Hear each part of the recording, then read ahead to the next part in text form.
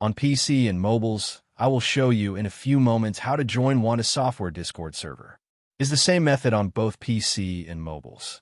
For this, we will open a browser on your PC or mobile, can be whichever. In my case, I will use Microsoft Edge.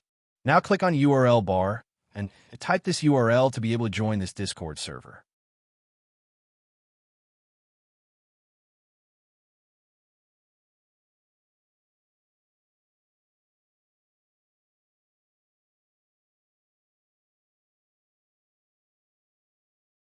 Doing this will automatically start your Discord application if you have it installed. Then click Join, and you'll have access to the Discord server.